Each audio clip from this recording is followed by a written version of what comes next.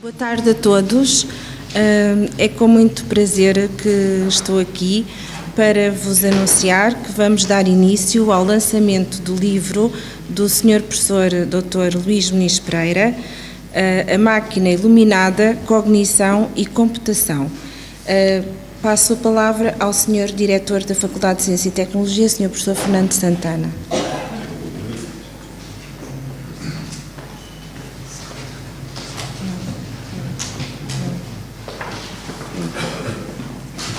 Aqui não é?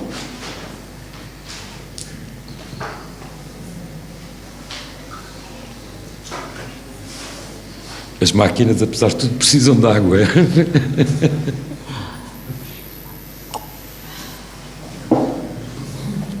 Então, muito boa tarde a todos.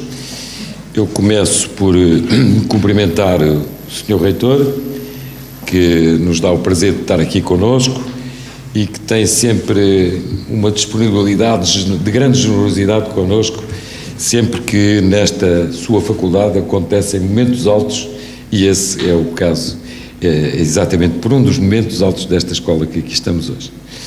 Muito obrigado, Sr. Reitor, é sempre um prazer, como sabe, com toda a amizade. Cumprimento o Sr. Professor Manuel Curado, da Universidade do Minho, e deixe-me que, desde já, porque tive acesso ao prefácio, que o cumprimento também pela excelência daquilo que designou em jeito de prefácio. Eu diria que era mesmo um prefácio, e muitíssimo, na minha perspectiva, um prefácio de excelência, de profundidade, de discussão, e gostei imenso da sua peça. Ainda não tive a oportunidade de ler o livro, mas com aquele prefácio a minha expectativa ainda cresceu mais. Professor, muito obrigado, muitos parabéns. Queria cumprimentar também o Sr. Vice-Presidente da Câmara Municipal de Almada, que nos dá o prazer de estar connosco, o Sr. Vereador, o Sr. Presidente do Departamento de Informática, o Professor Luís Caires, bom, e o Professor Luís Muniz Pereira. Em nome da escola, eu desejaria expressar aqui a nossa satisfação por este momento de lançamento de um livro de um dos nossos professores mais distintos ao longo do tempo da escola. E refiro-me, obviamente, ao professor Luís Muniz Pereira. É um dos pioneiros da inteligência artificial, estou a dizer lugares comuns, todos nós sabemos isso, é detentor de uma vastíssima obra científica, na sua área e áreas conexas, e por isso é para nós uma grande honra podermos ter aqui hoje o lançamento deste livro. A da altura falei com o Luís a propósito disto e ele acedeu, e é de facto um grande prazer nós podermos ter hoje aqui este lançamento. Meu caro Luís, muito obrigado. Eu conheço o professor Luís Muniz Pereira, enfim, já há muitos anos.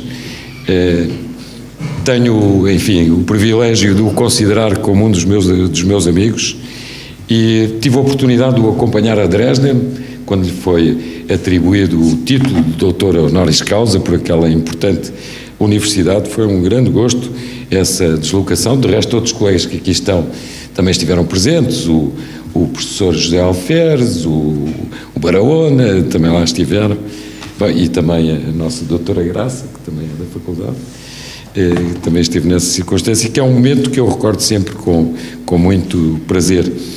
Mas posso recordar também aqui um outro, enfim, da nossa vida aqui na faculdade. A da altura éramos ambos presidentes de departamento, o Luís da Informática e eu do Ambiente, e encontrávamos regularmente na Comissão Coordenadora do Conselho Científico. E recordo aqui uma das iniciativas do Luís, que eu apoiei, e que, enfim, pela sua iniciativa chegou a bom porto, pese embora alguma resistência significativa na coordenadora, que era a questão das dissertações de doutoramento poderem começar a ser escritas em inglês. Has de recordar disto. Enfim, foi uma questão levantada numa das reuniões e que se conseguiu, e bem, porque hoje a maior parte das dissertações aqui na escola já são escritas em inglês. E, portanto, é este o nosso Luís Muniz Pereira, esta capacidade para procurar ir sempre mais à frente, sem limitações de pensamento, seja científico ou de outro, e sempre com a coragem da proposta que antecipa o desenvolvimento do conhecimento. Embora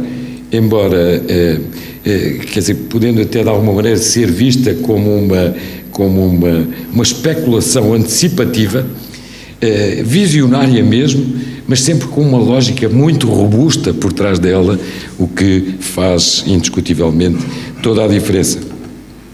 E é por tudo isto que não me surpreende o lançamento deste livro e A Máquina Iluminada, que ainda não tive a oportunidade de ler, mas que de facto tenho a maior expectativa. Não me surpreende. De facto, o professor Luís Muniz Pereira, como há bocadinho referia, sempre procurou antecipar, de alguma maneira, o futuro. E nós revemos nessa antecipação do futuro, esse é também parte do paradigma desta escola, de procurar antecipar para tentar também ir sempre um pouco mais à frente.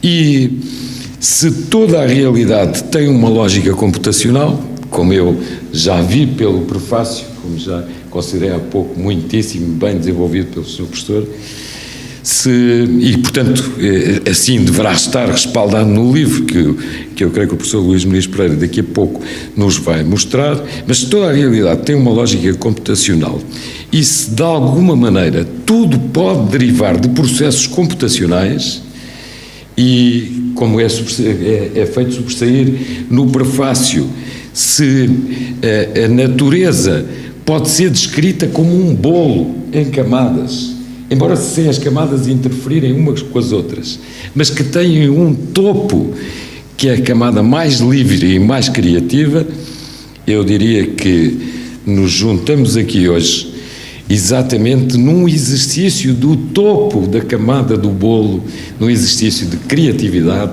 e de grande liberdade e também de espírito crítico. Por isso eu não quero alongar-me mais, mas há uma consideração que gostaria de deixar aqui feita. É que esta obra do professor Muniz Pereira, portanto, A Máquina Iluminada, a minha convicção que no futuro poderá vir a ser muito discutida, enfim, por muitos outros académicos, pensadores, filósofos, mas uma coisa eu tenho a certeza, ela vai marcar o tempo científico, porque jamais poderá ser ignorada. Isto é, a proposta que ela contém, daquilo que nós percebemos, eu creio que nunca mais poderá ser ignorada. E isso, de novo, faz de facto toda a diferença. Portanto, eu desejaria, em nome da escola, felicitar o professor Luís Muniz Pereira por mais esta obra brilhante, mais uma peça da sua interessantíssima e também brilhante carreira científica, é que muito brevemente se vai seguir outra, outro livro, o Programming Machine Ethics, da Springer, que vai ser lançado nos Estados Unidos, creio que já muito brevemente pelo professor Luís Muniz Pereira, e dizer-lhe que, de facto, é uma grande honra a escola poder acolher hoje, como disse no início, um dos seus distintos professores para fazer o lançamento de uma obra tão brilhante quanto esta. Ao Luís, quero agradecer a generosidade de partilhar com a comunidade o seu pensamento, as suas reflexões, que muito nos interpelam e que, sobretudo nos muito nos enriquecem no sentido da interpelação do que elas suscitam. Meu caro Luís, muito obrigado a todos.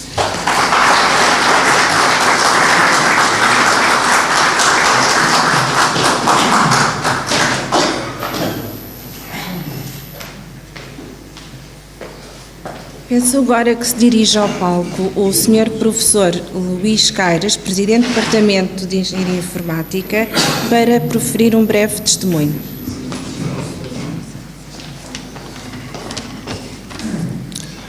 Ora, muito boa tarde a todos. Gostava de começar por cumprimentar o nosso reitor, o Sr. Diretor e todos os outros convidados neste momento que acaba por ser, de facto, também especial para todos nós, e em particular o professor Muniz Pereira, também para o cumprimentar neste momento e saudá-lo pelo lançamento deste seu novo livro, onde ele, mais uma vez, tenta explorar de uma forma, por vezes provocatória, por vezes polémica, mas de uma forma que não deixa, de facto, acaba por não deixar ninguém indiferente, tentando aqui relacionar algo que é extremamente difícil, a computação no sentido mais informático e técnico, matemático do termo, se quisermos, com a cognição, com todas as conotações que os aspectos de cognição têm e as ressonâncias que acabam por ter na neurociência, na psicologia e até, inclusivamente, na filosofia. É um tema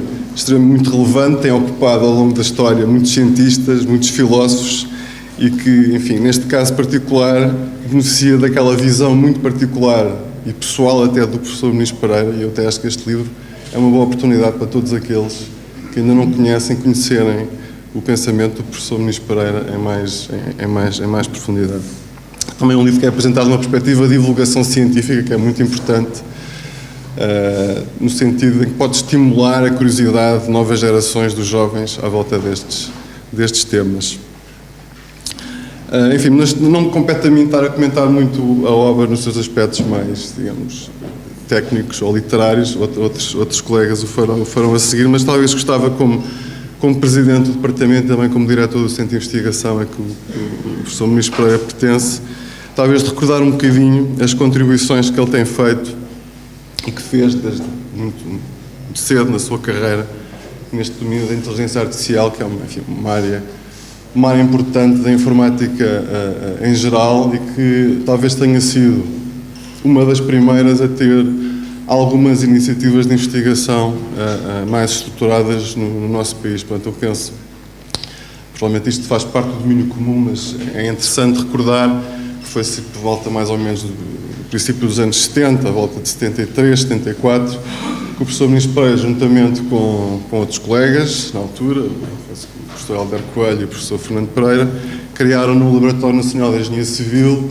um grupo de investigação no contexto do Centro de Informática do LUNEC, que já naquela altura muito orientado para estas questões da inteligência artificial. Portanto, eu ontem estava a ler o título do artigo que saiu no Jornal Expresso, que penso que talvez dissesse algo como: Luís Muniz Pereira é o cientista que vê o mundo como uma lógica computacional. Enfim, este fio condutor digamos, define a estrutura de pensamento do professor Muniz Pereira até aos dias de hoje. Eu penso que todas as contribuições que ele tem feito e os desafios que ele tem levantado se baseiam essencialmente na crença que de facto é possível explicar o mundo desta forma. E neste momento não só o mundo, mas também eventualmente o próprio ser humano, a consciência e os aspectos a ela associadas. Era também um tempo de pioneirismo, portanto estávamos em 73, 74, portanto o país estava com muitas outras preocupações e outro tipo de convulsões também criativas, portanto tudo isso pode ter contribuído para estimular ainda mais o desenvolvimento de novas fronteiras naquela época. Mas também depois, de forma muito próxima, foi lançada aqui na UNL a primeira licenciatura em Engenharia Informática do país e depois, alguns tempos mais tarde, penso que em volta de 1978, o professor Muniz Pereira ingressou aqui no departamento, já depois de ter feito o seu doutoramento. Este episódio ainda foi antes da fase pré-doutoramento, da criação. Juntou-se ao DI e desde logo começou a trabalhar na criação de um grupo focado nesta temática da inteligência artificial. Eu até me lembro que foi mais ou menos por essa altura que eu talvez tenha tido o primeiro contacto pessoal com o professor Muniz Pereira. Ainda era eu, um rapaz que ainda estava no ensino secundário, mas lembro perfeitamente desses primeiros contactos. E até devo dizer que eu pessoalmente até fui um bocado por via dele que acabei por vir aqui parar anos mais tarde. Portanto, o desenvolvimento desse grupo acabou também de estar muito ligado à criação se quiserem, de uma disciplina de programação, uma metodologia de programação que mais tarde, na altura, se tornou conhecida com o nome de programação em lógica. Lá está novamente, portanto, a ideia de que a lógica pode ser usada de alguma forma para exprimir programas, no sentido geral do termo. E, portanto, toda a investigação desse grupo se tem vindo a centrar muito nessa área da programação em lógica e depois, mais tarde, esse grupo foi crescendo e deu origem à criação do CENTRIA, portanto, do Centro de Inteligência Artificial, portanto, um centro de investigação, logo desde o início, reconhecido pela Fundação para a Ciência e Tecnologia, e que o professor Muniz Pereira, na prática, construiu a partir do zero, desenvolveu, fez crescer e que basicamente liderou até à sua apresentação, enfim, recente, aqui por volta dos anos 2008, 2007. Mas isto, enfim, é apenas uma parte da história, porque outras contribuições foram sendo feitas, da qual toda uma comunidade beneficiou. Foi o fundador da Associação Portuguesa de Inteligência Artificial, que reuniu na altura toda a comunidade nacional dos investigadores na área e que teve um papel importante no lançamento de conferências, de atividades de pós-graduação. Enfim, todo este trabalho tem sido reconhecido por várias ocasiões. Eu recordo, por exemplo, um momento, digamos, alto desse percurso foi a atribuição do Prémio Boa Esperança em 1995, um trabalho feito também em colaboração com o meu colega José Júlio Alferes, e que mereceu esse prémio, Boa Esperança, que na altura é, digamos, uma das distinções mais elevadas atribuídas pelo governo português a um cientista. E, enfim, toda a gente conhece, o Sr. Ministro Pereira é um cientista conhecido internacionalmente, extremamente ativo. Depois de se aposentar não consegue estar parado e, portanto, continua sempre a trabalhar, trabalho de formiguinha, provavelmente até elevadas horas da manhã. Isso não me surpreendia, apesar de não saber se assim é. E todo esse reconhecimento internacional está patente em observações que são feitas por todo o mundo. Portanto, uma pessoa que contribuiu para a formação avançada em Portugal de forma muito importante. Penso que contribuiu para a formação de cerca de, enfim, não quero errar, talvez 19 ou 18 doutorados, dos quais 9 são atualmente professores catedráticos em universidades portuguesas. E atualmente, enfim, é um membro deste nosso novo centro de investigação do departamento, que é o Novel LINCS, o Novel Laboratory of Computer Science, que resultou, digamos, de uma junção das várias áreas de investigação que nós tínhamos no departamento de informática, sendo que o Centria consubstancia neste momento na área dos Knowledge Based Systems, que é uma das 4 áreas do centro, e com a qual, obviamente, nós neste momento contamos muito para desenvolver a nossa atividade de investigação.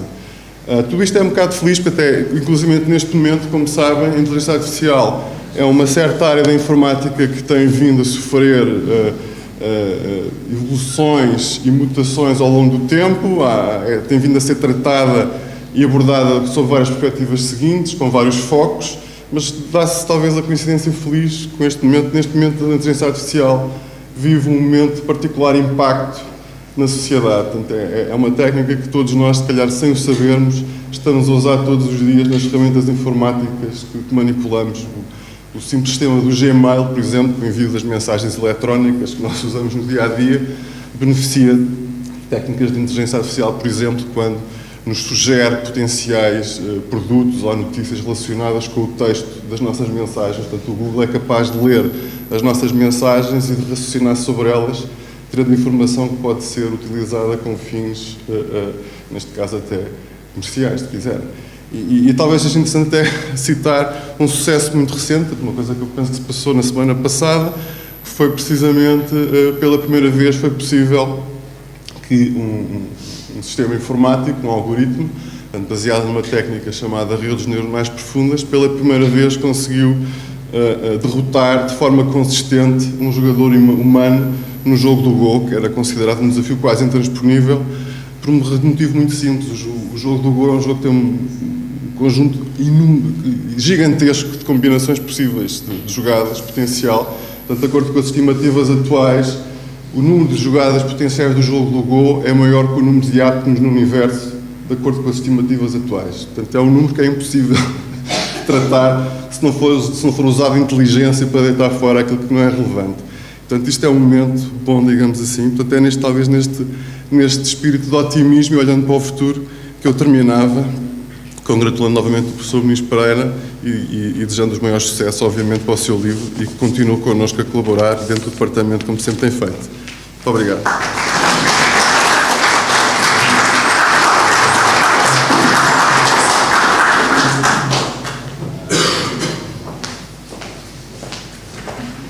Penso que subo ao palco o Sr. Professor Manuel Curado, da Universidade do Minho, Departamento de Filosofia. Então não há forma de escapar. Não há forma de escapar.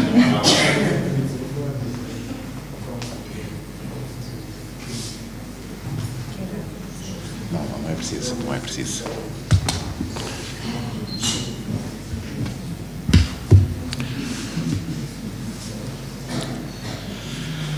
magnífico reitor da Universidade Nova de Lisboa, Sr. Professor António Rendas, Sr. Presidente da Faculdade de Ciências e Tecnologia, Professor Fernando Santana, Sr. Presidente do Departamento de Informática, Professor Luís Caires, caro editor, que está ali ao fundo, e, sobretudo, permitam-me esta palavra tão forte, do sobretudo, mas é aquilo que está agora a saltar do meu coração, o distinto autor, o Sr. Professor Luís Muniz Pereira. Queridos amigos, eu organizei o meu pensamento e escrevo sempre as minhas coisas, mas ainda antes de vos incomodar com esse pensamento, só uma coisa que também está aqui a saltar do meu coração. Obtive um grau académico nos anos 90 na Universidade Nova, por isso é com emoção que estou aqui. Ainda não conhecia este campus, mas ali aquele da Avenida de Berna, que é diferente, não tem esta beleza aqui do Monte Caparica. Seja como for, desculpem a deselegância de ter organizado aqui, com estas marcas pretas em papel branco, aquilo que é um fantasma que foge sempre, que eu denomino o meu pensamento. Deixem-me tentar agarrá-lo. Queridos amigos, fiz mais de 300 quilómetros para estar aqui. Se estivesse na minha cidadezinha de Braga, ainda hoje teria que lecionar filosofia antiga. E tinha para o sumário de hoje as meditações do imperador Marco Aurélio, que começam precisamente com o pagamento das dívidas. Ele, apesar de ser o imperador de Roma, dedica todo o primeiro livro dessa obra a agradecer tudo o que de bom lhe aconteceu na vida. Permitam-me, os queridos amigos, que sem a sabedoria do grande imperador, comece por pagar algumas das minhas dívidas para com o autor do livro, que neste momento, atenção ao verbo, queridos amigos, que neste momento nasce para o mundo. Fui lendo algumas coisas menos técnicas que o professor Muniz Pereira ia escrevendo desde que, em outubro de 1988, encontrei, ainda terceiro anista da universidade, o seu artigo Inteligência Artificial, Mito e Ciência, publicado na bonita revista Colóquio Ciências, da Gulbenkian. Nos anos 80 não tínhamos, a meu conhecimento, nenhuma revista de divulgação científica de qualidade. E eu lia, por isso, todos os números da Colóquio Ciências. Foi devido a esse artigo que corri a ler a utopia talvez mais antitecnológica que talvez tenha sido escrita, o Ir e On, do Samuel Butler, que ainda hoje me dá muito o que pensar. Rapidamente aumentou a minha dívida como leitor, porque acrescentei a tradução, feita 7 anos antes, das Ciências do Artificial, do Abad Simon, na saudosa coleção Studium, da Arménio Amado. Nunca pagaremos, queridos amigos, suficientemente bem as dívidas junto de textos e de autores que fazem o quê, professor Curado? Você tem que dizer, fazem o quê? Fazem nascer a vontade de ler outras coisas e de saber mais sobre os assuntos. Penso que os autores precisam de saber isso dos seus leitores, tal como os professores precisam de saber isso dos seus alunos, tal como os pais precisam de saber isso dos seus filhos. Pagando a minha dívida como leitor de textos, que ainda hoje aconselho aos meus próprios alunos, só tenho a dizer, muito obrigado, professor Luís Muniz Pereira. Porquê? Por fazer ciência de vanguarda e pelo grande serviço cívico de a divulgar junto de um público menos especializado. Queridos amigos, se consigo identificar o mês em que li pela primeira vez um texto do nosso autor, o mesmo já não consigo fazer com o livro que hoje se apresenta. Ao cruzar-me, há uns anos atrás, com o Sr. Professor à entrada do Auditório 2 da Gulbenkian, já não sei precisamente quando, ele teve a amabilidade de me dizer que estaria a preparar um livro com o título A Máquina Iluminada. Há palavras e palavras, e sentimos que muitas que povoam a nossa vida já não têm força suficiente para serem guardadas nas nossas sobrecarregadas por esta época muito cheia de informação. Mas as palavras deste título entraram-me imediatamente no coração, de tal modo que, sempre que encontrava o Sr. Professor, o incomodava com a pergunta irritante que nunca se deve fazer a um autor sobre como é que vai isso, como está o manuscrito. Queridos amigos, este é um dia feliz, porque aquele que considera um livro importante já nasceu, já está entre nós. Do meu ponto de vista, não se trata apenas de um livro, atenção à palavrinha, sobre a computação, ao modo de conceito, de história da ciência, ou até de ferramenta que facilita as coisas dos nossos dias. Será difícil hoje ter a distância necessária para apreciar o conceito de computação, porque a nossa vida, direta ou indiretamente, relaciona-se com esse assunto. Eu quero, por exemplo, organizar em breve em Braga um congresso de cibercultura e, de repente, ao colocar no papel os assuntos que poderiam lá estar, senti esta vertigem. Parece que tudo na sociedade contemporânea tem direta ou indiretamente a ver com computadores. Luís Muniz Pereira não olha para a computação deste modo instrumental, mas, diferentemente, coloca no centro da realidade. Centro da realidade? Oh, professor Curado, o que é que você está a dizer? Que centro é este? O que é que significa esta expressão, centro da realidade? Muitas coisas estão em causa. Pode acontecer, deixem-me pensar alto na vossa presença, que o processo evolutivo que Darwin discerniu no planeta Terra seja um vasto processo computacional. Pode acontecer. Mas pode acontecer que a evolução para além da própria Terra seja também um enorme processo computacional e que a própria, como dizer, o tecido do real, a tessitura do real, seja fundamentalmente simples, de tal modo que a lógica que ensinamos nas universidades pode apreender este esqueleto fino da própria realidade. É claro, também pode acontecer que a forma de pensar dos seres humanos seja um processo computacional interligado com este outro mais fundamental. Esta inversão de perspectiva é rica em ensinamentos. E cada uma destas possibilidades que eu acabei de inventariar, assim, pensando alto na vossa presença, cada uma delas daria origem a muitas e prometedoras linhas de investigação científica. Considerando, queridos amigos, na vossa presença, que a natureza, oh, professor Curado, você diz tão facilmente esta palavrinha. Parece uma coisa, a natureza parece um bibelô grande. A natureza, a sacra natureza, a mãe natureza, como se quiser, mas respeito, o objeto é a natureza. Que a natureza, quando pensamos que se pode estruturar através de uma lógica computacional, quando pensamos nisto, parece que tudo o resto que acontece na nossa vida passa a adquirir uma mera interpretação de instrumento. O equilíbrio, por exemplo, entre presas e predadores de uma savana africana, no contexto da evolução darwinista, poderá ser lido como um processo computacional. Os leopardos e as gazelas seriam instrumentos num processo cujo alcance os ultrapassa. É claro, professor, deste lado de exemplos africanos. Nós não estamos num contexto africano. O que é que isso nos interessa a nós? É claro. O assunto interessa-nos porque nós próprios poderemos ser interpretados de modo acrescento enriquecedor deste ponto de vista. E os 10 capítulos deste livro têm precisamente o objetivo de contribuir para se repensar um modo, por vezes, muito substancialista, como muitas vezes a nossa história intelectual entendeu algumas realidades. As capacidades cognitivas humanas, imaginação, vontade, desejo, percepção, a lista é vasta. Quantas coisas estão a correr agora no nosso cérebro? Eu não sei. Qual é o número, professor Curado? Eu não sei. Desculpem esta ignorância. Estas capacidades cognitivas humanas foram entendidas no passado como faculdades da alma, como se fossem coisas, como se fossem livros numa estante. Tenho ali a vontade, tenho ali a capacidade matemática, tenho ali até a intuição poética, tenho ali ao lado qualquer outra coisa. Não há substâncias na nossa cabeça desta natureza. O altruísmo, a capacidade de fazer bem ao próximo, dizendo assim com esta forma tão substantiva, até parece uma coisa também, como se fosse um bíbelo escondido ou na nossa cabeça ou no nosso coração. Tu és uma boa pessoa, tu tens caráter, tu auxilias o próximo, tu és altruísta, como se tivéssemos uma joia escondida dentro de nós. O altruísmo foi entendido como uma instância de uma capacidade ética que, em última análise, derivaria de uma consciência moral. Também ela muito substância, muito coisa. Muitos outros exemplos poderiam ser dados. Não vos quero amassar com um inventário cansativo de coisinhas que estão a correr. Não sei onde.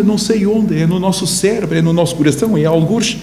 Queridos amigos, estes 10 capítulos foram escritos com várias convicções.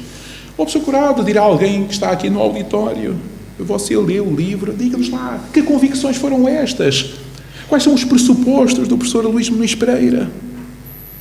Atravessa todo o livro, queridos amigos, a convicção que poderíamos denominar galilaica de que o computador é o moderno telescópio da complexidade.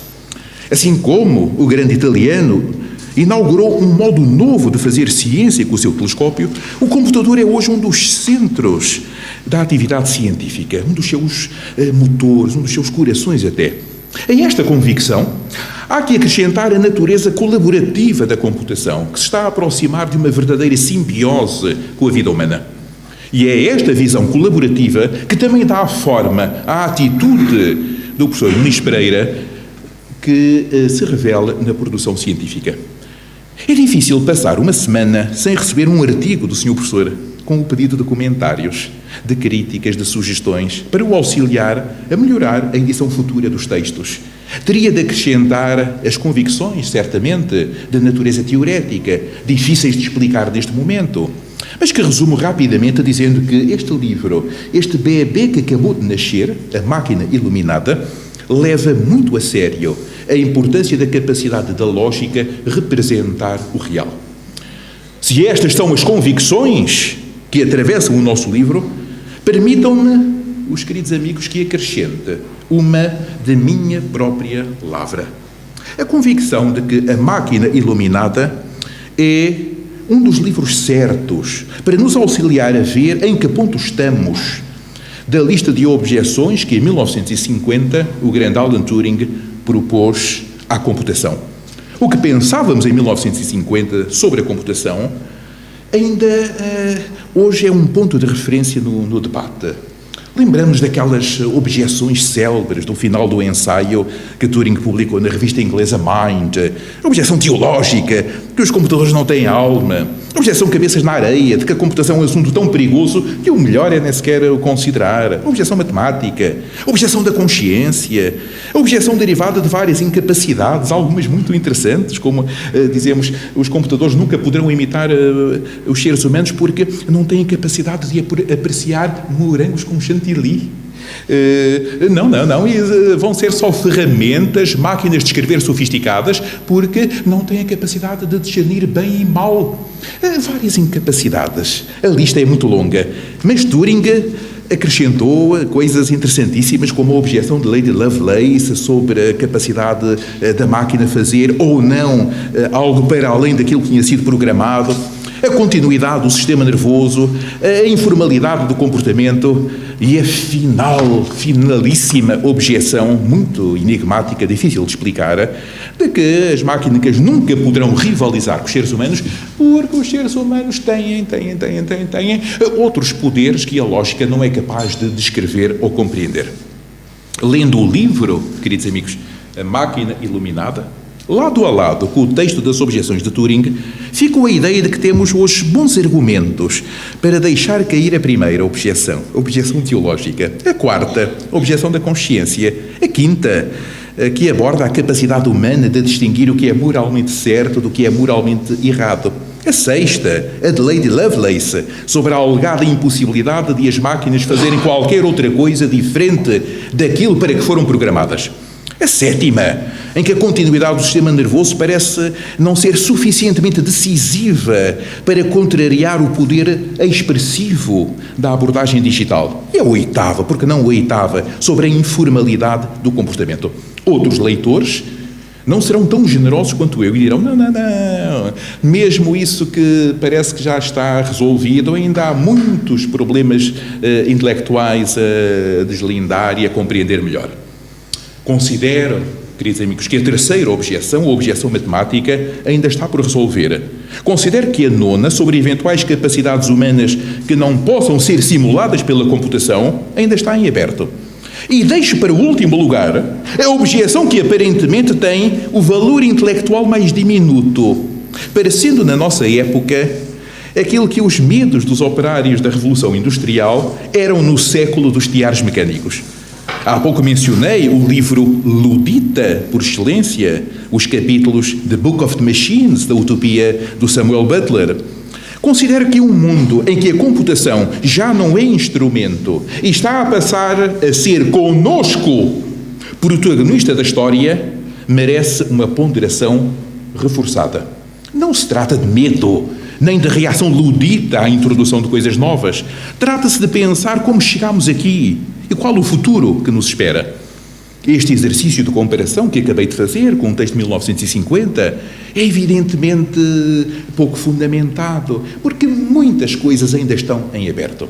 Mas, diferentemente de Turing em 1950, hoje parece que já sabemos que a computação pode fazer coisas como a simulação de processos conflituosos ou cooperativos, a simulação de processos societários muito complexos, como a descoberta dos termos de comércio, a propagação de doenças, os sistemas de vizinhança, as migrações, a acumulação de riqueza. Já temos muita investigação sobre a conexão entre a computação e emoções. E, com o pioneirismo do professor Muniz Pereira, estamos a ser testemunhas históricas da época em que se está a desbravar a novel área da ética computacional. Este livro, A Máquina Iluminada, dá conta de algumas dessas investigações mais recentes, muito exploradas num outro livro, já aqui mencionado por outros oradores, que será publicado, lançado também neste mês de março, em língua inglesa, Programming Machine Ethics.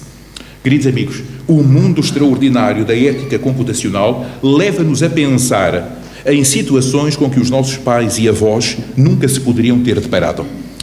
É um mundo futuro em que os automóveis se poderão talvez conduzir a si próprios, tendo que tomar decisões que afetam vidas humanas. É um mundo em que o software do sistema financeiro internacional terá de tomar em consideração bancarrotas de países e efeitos humanos da atividade financeira, em que os robôs deixarão os ambientes industriais para povoarem os espaços domésticos, as enfermarias, os lares de terceira idade e o controlo de segurança de espaços públicos ou de acesso muito reservado. Tanta coisa poderá acontecer. Um mundo em que drones de distribuição de pizzas, de videovigilância e, sobretudo, de utilização militar são chamados a tomar decisões que poderão ter custos em vidas humanas mais do que preciosas. Olhando para estes exemplos, vê-se rapidamente o alcance do pioneirismo da obra científica que se expressa nestes dois livros do professor Luís Muniz Pereira. Queridos amigos, não estamos a lidar com mais do mesmo. Não, há aqui coisa nova. A investigação em ética computacional obriga-nos a repensar alguns dos pressupostos mais procurados. Escolha bem a palavra, você tem obrigação. Escolha a palavra precisa, mais que, professor, diga lá. Alguns dos pressupostos mais intocáveis da nossa própria cultura. Diga lá, dê 2 ou 3 exemplos. Eles querem compreender. 2 ou 3 exemplos. Pressupostos intocáveis como a presunção da liberdade humana. O pressuposto intocável como a responsabilização pelas decisões e comportamentos. Tu fizeste isto, tu és responsável. Tu fizeste isto, tu tens mérito. Tu fizeste isto, tu tens de ser punido. Tu assaltaste o banco, tens de ser severamente punido. A responsabilização. Imaginem um mundo sem isto. É difícil. Precisaríamos de um grande escritor de ficção científica para imaginar uma sociedade sem isso, sem essas peças do puzzle. Estamos neste momento à entrada ali na porta, à entrada de um mundo que começa a pensar a possibilidade de ter implantes neuroprostéticos com software moral para tratar delinquentes graves. Um mundo que está a alargar significativamente aquilo que podemos dizer que é a esfera da responsabilização. Se provar, por exemplo, que o programador de um sistema não poderia de modo nenhum antecipar uma decisão do programa, teremos que considerar, num futuro próximo, a questão da responsabilização da máquina. Responsabilização da máquina. É fácil, queridos amigos. Eu não fiquei cansado por estas palavras saírem da minha boca. Mas reparem no alcance conceptual. Responsabilização da máquina. Foi fácil dizê-las. A quantidade de problemas teóricos fascinantes que darão origem. Como é evidente, queridos amigos, não temos ainda quadros conceptuais suficientemente desenvolvidos para pensar com detalhe estas coisas. A linha de pensamento do professor Luís Muniz Pereira parece-me prometedora. Senhor professor, tenho que dizer em público isto. No passado filogenético, a inteligência dos nossos avós teve de se qual será o verbo certo? De se separar, de descolar-se em relação à realidade, criando processos como a referência. Aquilo está ali, referimos objetos no mundo. A referência a objetos exteriores, processos como a triangulação do olhar. A criancinha já não olha para os olhos da mamã, olha para o objeto comum, faz uma triangulação do olhar. Processos cognitivos como a representação da realidade, como a integração perceptiva e até um processo cognitivo estranhíssimo, que parece que aumenta o tamanho do mundo. O processo da imaginação. Nós podemos ser seres colados às coisas, não é? Colados às paredes, sem 1 metro de distância. A imaginação parece que aumenta o tamanho de um mundo já por si suficientemente grande. Qual foi o algoritmo? Qual foi a receita? Qual foi o processo que nos descolou do mundo, nos descolou da realidade? A ciência da computação tem que enfrentar este problema e o professor Luís Muniz Pereira parece-me um pioneiro deste tipo de investigações. Queridos amigos, seria complicado abordar neste momento todos estes processos, mostrando o desafio intelectual extraordinário que cada um deles nos coloca. Mas não resisto a só um, que vale por todos. É um que eu considero decisivo. O raciocínio sobre cenários possíveis. Cenários possíveis? Professor, o que é isso de cenários possíveis? Então a vida não é realismo máximo, não estamos agrilhoados às situações, só podemos pensar aquilo em que estamos. Não. Temos uma capacidade cognitiva de saltarmos fora das situações. De onde é que veio esta capacidade? Será que as máquinas podem pensar cenários possíveis e alternativos? Aquele processo que parece ter... anda à procura da palavra justa. Parece ter tornado livres os nossos antepassados de uma dependência excessiva em relação às situações que viviam. Tratou-se, queridos amigos, do aparecimento da imaginação e do raciocínio contrafactual. Ainda hoje, compreender algo significa colocar esse algo no horizonte do que poderia ter acontecido, mas que circunstancialmente não aconteceu. Estamos reunidos neste auditório. Para compreender este facto, teremos de reparar, de chamar à colação as milhões de coisas diferentes que poderiam ter acontecido na nossa viagem até este auditório. Esta lógica narrativa e contrafactual é suficientemente poderosa para explicar comportamentos muito sofisticados, como os ligados ao crime. Se não tivéssemos possibilidade de decidir a nossa vida de modo diferente, como poderíamos ser responsabilizados por alguma coisa? Esta, considero eu, é uma boa pergunta. Uma pergunta estimulante. Obriga-nos a pensar coisas não apenas de máquinas como ferramentas que estão ali fora, mas desta junção em que as máquinas nos esclarecem a nós próprios, nos auxiliam a compreender coisas que deviam ser transparentes à nossa inteligência. Mas, por um dos grandes enigmas da vida, nós somos obscuros em relação à nossa própria inteligência. Queridos amigos, a experiência de ler o livro A Máquina Iluminada, este bebé de cultura que hoje nasceu para o mundo, é marcada por muitas perguntas como esta. Estava eu a ler o manuscrito e, à margem, com a esferográfica, fartava-me de riscar com hipóteses, com alternativas. Encontrar uma boa súmula da investigação de vanguarda em muitas áreas científicas, feita por um pioneiro em algumas delas, faz com que, por contágio feliz, como é que poderia descrever este processo? Por contágio intelectual feliz, também queiramos participar na construção de ideias novas que tenham base computacional. E agarrando esta sugestão de ideias novas, permitam-me que, na última parte da minha reflexão sobre o livro do professor Luís Muniz Pereira, avance com como a denominar, uma que, professor, deixe cair as palavras, uma nota de encomenda ou um caderno de encargos para futuros livros do senhor professor. Atrevo-me, senhor professor, na companhia da distinta assistência, a formular rapidamente 3 perguntas que nasceram da leitura da Máquina Iluminada. Eu queria pagar as minhas dívidas, como disse no início, mas agora, revelando falta de sabedoria, não resisto a aumentá-las com perguntas.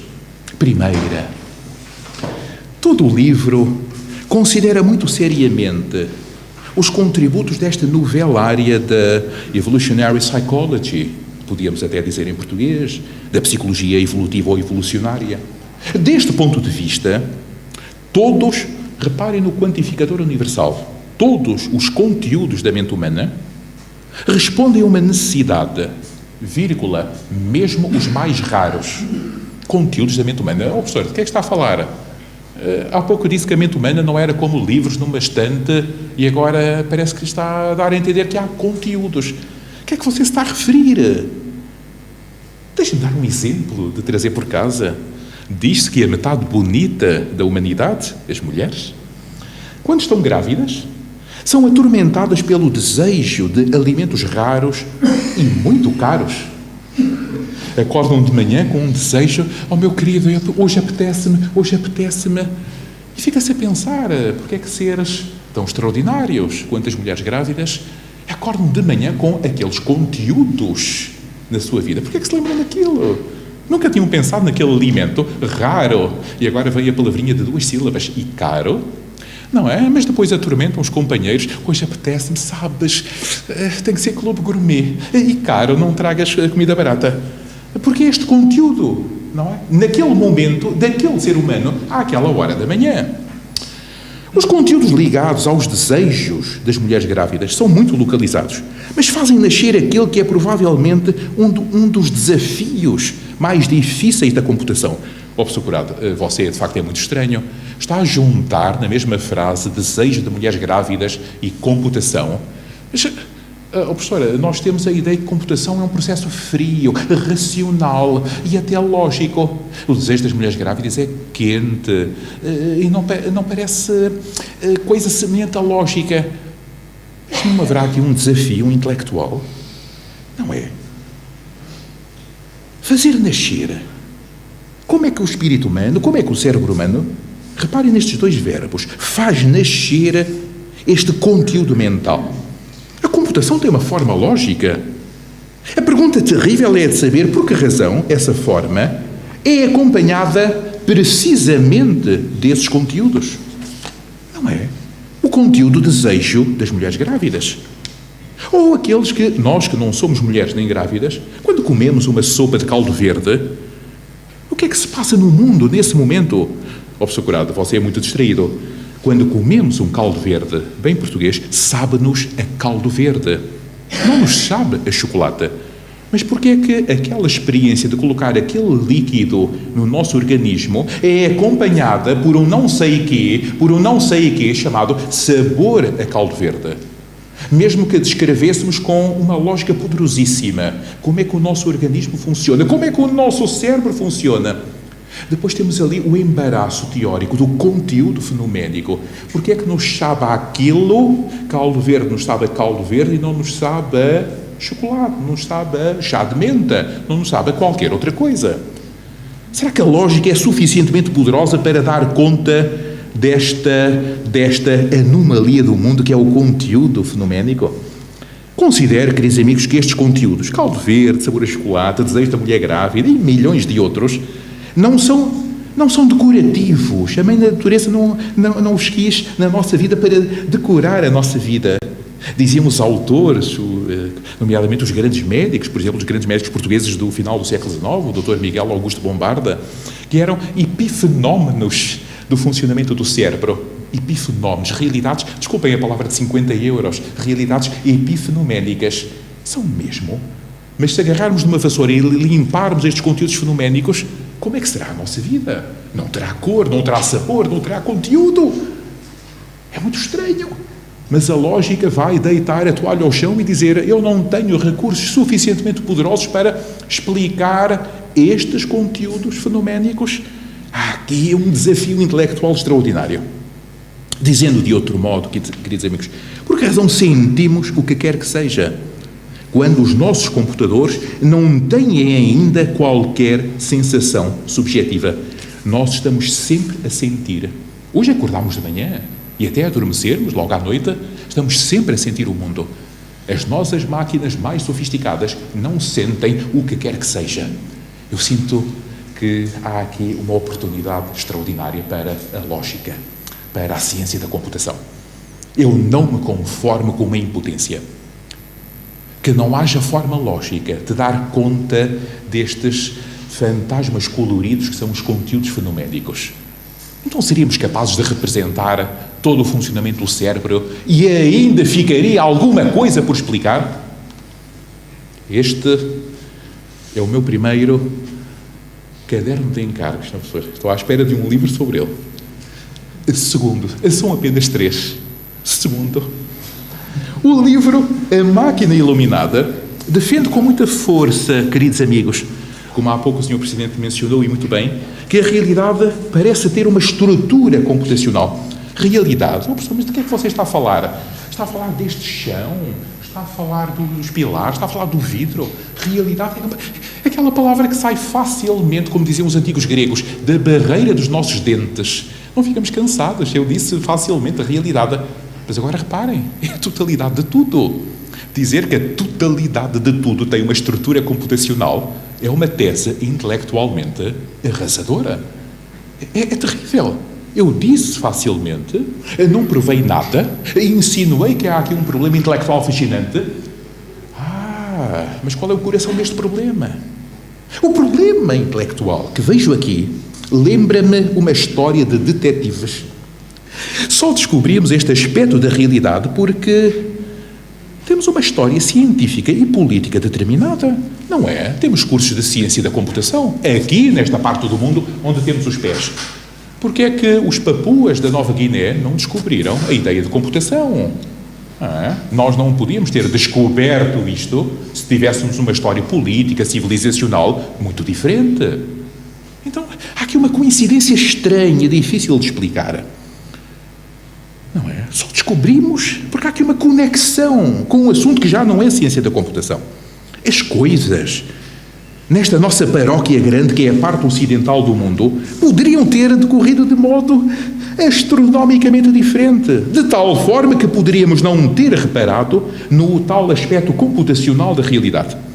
Esta coincidência, queridos amigos, parece-me tão enigmática quanto aquele húngaro extraordinário e depois norte-americano, Eugênio Wigner, laureado Nobel em Física, tentou captar no seu ensaio The Unreasonable Effectiveness of Mathematics in the Natural Sciences. Este aspecto computacional da realidade não é um traço localizado na ordem geral das coisas, como a descoberta de um inseto na floresta amazónica. Esta coincidência merece, do meu ponto de vista, ser explorada mais exaustivamente. Não quero dar razões para se pensar em qualquer determinismo da descoberta científica. Eu não acredito em nenhum determinismo do procedimento científico. Mas qual o alcance desta estranha junção? Qual é, professor Curado? Diga-nos, qual é a equação do problema? A estranha junção entre uma sequência de eventos históricos determinados, onde é que aconteceu? Não aconteceu na Amazónia, não aconteceu na Papua Nova Guiné, aconteceu no Ocidente, e a descoberta da estrutura computacional do mundo, que também tem muitos aspectos exploratórios, como se fosse a própria natureza a explorar possibilidades. Há aqui uma estranha coincidência. Terceira e última nota de encomenda, Sr. Professor. Já estou a antecipar o prazer intelectual elevadíssimo que terei quando algum destes problemas merecer um minuto da preciosa atenção do Sr. Professor. A terceira e última nota de encomenda esteve presente ao longo de toda a leitura de A Máquina Iluminada. E ocupei-me dela no prefácio.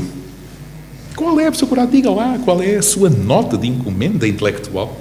É esta. E cito o texto do prefácio. Se a descrição computacional da vida humana é verdadeira, poderíamos perguntar qual é, palavra difícil, é preciso coragem dizer, qual é, é a palavra S, queridos amigos, qual é o sentido último de existências, não é, que são as nossas, que mais não parecem do que efeitos de superfície, coisas superficiais, de um processo imaterial que atravessa tudo e que, na falta de melhor descrição, chamamos estrutura computacional da realidade. Quando amamos, eu sei, é um verbo difícil, de conjugar numa Faculdade de Ciências e Tecnologia. Parece que aqui as pessoas não amam, não é? Quando amamos, mas nós amamos os problemas intelectuais e amamos uns aos outros, mas quando amamos, não é? Na nossa vida privada e íntima, não poderemos reclamar como nosso esse amor, porque ele se insere numa lógica que ultrapassa os indivíduos. Quando sentimos que estamos acordados e a ter experiências subjetivas, também não podemos reivindicar como nosso o que de mais pessoal se passa connosco. Quando se ajuda o próximo, há pouco estava a falar do altruísmo, teremos de perspectivar essa ajuda à luz da investigação recente sobre o altruísmo como um jogo evolucionário. Tudo isto, queridos amigos, nos obriga a perguntar, novamente esta horrível palavra começada por S, nos obriga a perguntar pelo sentido último da participação humana no processo computacional que decorre na natureza. Fim de citação. Estou a citar o prefácio. Num resumo rápido, queridos amigos, num resumo rápido do problema fascinante que a máquina iluminada fez nascer no meu próprio espírito, perguntaria isto para terminar: se, a confirmar-se que el amor, o desejo de felicidade e esta obsessão que parece de quê? Não parece de engenheiros, não parece sequer de políticos, não parece de polícias, não parece de homens de ação, parece de personagens dos filmes de Ingmar Bergman, parece de filósofos, estas pessoas irritantes, esta obsessão pelo sentido último da existência, uma obsessão estranha. Às vezes acordamos às 4 da manhã e perguntamos: mas qual é o sentido deste teatro em que estamos? Amanhã vou acordar e fazer as mesmas coisas? É uma pergunta muito irritante. Sentido último? Até fico incomodado de estragar-vos a vossa tarde com esta expressão tão deselegante. Peço desculpa. Obsessão pelo sentido último da existência. Todos estes problemas são contra as nossas expectativas como universitários. Um modo de o processo computacional que estrutura a evolução da natureza se estar a pensar a si mesmo. Então, se isto é assim, o que é que significa ser-se um ser humano? É uma outra forma de perguntar o que somos nós num processo que parece tão impessoal. Você disse que a realidade tem uma arquitetura computacional. Está bem, é intelectualmente estimulante, mas a realidade tem-te a ti, tem os teus filhos, tem os teus papás, tem pessoas que amam e pessoas que sofrem. Se nos tem a todos nós, então se há um processo computacional em curso, impessoal, que não podemos colocar sobre a mesa, não podemos ver, só intelectualmente apreender, onde é que estamos nós nessa, como dizem os americanos, big picture, nessa grande fotografia da realidade. Queridos amigos, eu queria pagar as minhas dívidas. E chegado a este momento, parece que sou incapaz de as pagar. A razão é óbvia. Um bom livro pressiona-nos contra o fundo da nossa alma. Algumas intuições de Samuel Butler perdem terreno frente a este livro de Luís Muniz Pereira. Aquela passagem do ensaio Darwin Among the Machines, em que Butler profetiza uma escravidão futura dos seres humanos em relação às máquinas, não tem razão de ser e até perde sentido quando comparado com este livro, A Máquina Iluminada. O impacto maior deste livro não é de natureza política, mesmo de uma política em relação a máquinas futuras, com capacidades que dificilmente conseguimos hoje imaginar. Se pudesse resumir tudo numa fórmula simples, diria que o que está em causa é o quê? É o quê? O que é que está em causa? Atreva-se, professor, você veio de Braga, agora não pode guardar o seu pensamento, atreva-se. Este povo aqui do Monte Caparica é bom, atreva-se. É da natureza de quê? Se não é natureza política, se não é natureza lógica, o que é que está em causa? Esta palavra é tão difícil, eu vou ficar com a minha reputação de rastros. É da natureza de autoconhecimento.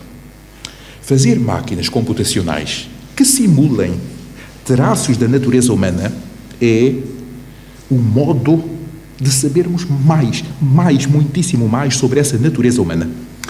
E saber de um modo que, do meu ponto de vista, não tem rival com nenhuma outra forma de conhecimento antiga. Há aqui um enunciado de crença, eu não consigo demonstrar isto, mas quando penso tantos métodos, tantas abordagens ao conhecimento, tantos que a humanidade, ou pelo menos esta parte da humanidade que é o Ocidente tentou, parece-me que esta leitura computacional é especialmente poderosa. O problema, se de facto há aqui um problema, é que descobrimos que podemos... Esta, se calhar, é a má notícia desta terça-feira à tarde. Eu não sei se os queridos amigos aguentarão. É só com a autorização do Sr. Reitor. Dá-me licença, Sr. Reitor. É uma má notícia. Faz já um despacho. Que amabilidade a sua. Se calhar a má notícia é esta. Podemos, reparem nestas palavrinhas pequeninas, mas poderosas, já ser as máquinas que se iluminaram por dentro. Máquinas que há muito tempo começaram por ser simples, ao modo daqueles veículos do Valentino Breitenberger, e que depois foram evoluindo até conseguirem o quê? Conseguirem comer caldo verde português, conseguiram fazer engenharia, fazer física, fazer poesia, fazer filosofia, conseguiram declarar guerra, conseguiram até escrever cartas de amor tontas. Se calhar nós já somos as máquinas, versões topo de gama de processos computacionais muito simples que estão a acontecer há tempos que não conseguimos precisar. Na minha enorme ingenuidade, pensei que ia apresentar um livro sobre coisas exteriores, bibelôs, instrumentos, ferramentas. Ia apresentar um livro com resultados, atenção ao adjetivo, sólidos, da ciência contemporânea. Assuntos maravilhosamente independentes das nossas pessoas. Assuntos, como dizer, desculpem a palavra francesa, assuntos bibelô. O livro do Sr. Professor Luís Muniz Pereira coloca-nos no centro das suas páginas e faz-nos suspeitar de que as máquinas que se iluminaram não são só as da tecnologia computacional futura. Nós amamos essas máquinas, mas são também umas outras. Poderão ser aquelas que vimos hoje, antes do pequeno almoço, quando lavamos o rosto. Neste sentido muito especial, queridos amigos, este livro, A Máquina Iluminada, é sobre nós também. Não é sobre bibelôs, não é sobre estas tecnologias incríveis que hoje povoam e decoram o nosso cotidiano.